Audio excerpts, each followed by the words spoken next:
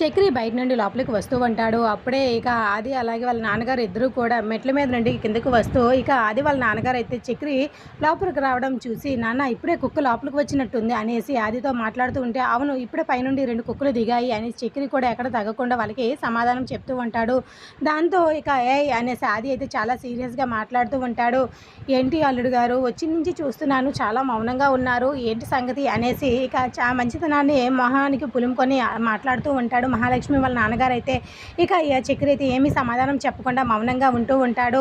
ఇక అలా మౌనంగా ఉండేసరికి ఆదికైతే చాలా కోపం వస్తూ ఉంటుంది. నాన్న అల్లుడు గారు ఏంటండి అంత మౌనంగా ఉన్నారు చెప్పండి అనేసరికి, నాన్న ఈడు మనకు అల్లుడు ఏంటి, ఒక్క మాట నువ్వు నాకు చెప్పు నాన్న, వీడిని ఇక్కడి నుండే తరిమి కొట్టి పారేస్తాను అని చెప్పి మాట్లాడుతూ ఉంటాడు చాలా ఆవేశంగా అక్కడున్న ఆది అయితే.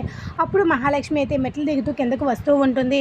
ఇన్ని ఏం చేయాలో నాకు బాగా తెలుసు నాన్న, నువ్వు ఒక్క మాట చెప్పు, ముక్కలుగా నరికి పారేస్తాను అని చెప్పి ఇక మాట్లాడుతూ ఉంటాడు. ఆది అయితే చాలా కోపంగా. అప్పుడు మహాలక్ష్మి దిగుతూ ఉంటుంది. అది గమనించిన అయితే తండ్రి కొడుకులు ఇద్దరు కూడా ఇక చక్రి అది గమనించి మౌనంగా వాళ్ళ తండ్రి కొడుకులన్నీ మాటలను మౌనంగా భరిస్తూ ఉంటాడు.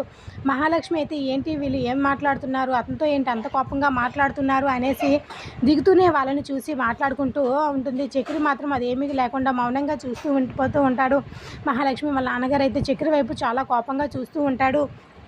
ఇక అది మాత్రం మహాలక్ష్మి వచ్చిందని చూసుకోకుండా నచ్చిన నోటికి ఎంత మాట వస్తే అంత మాట అనేస్తూ ఉంటే ఇక చక్రి మహాలక్ష్మి ఉందని తెలిసి మౌనంగా ఉండిపోతూ ఉంటాడు. మరి మహాలక్ష్మి రియాక్షన్ ఏంటి వచ్చే ఎపిసోడ్లో మిస్ కాకండి. Edurolu episode like the video.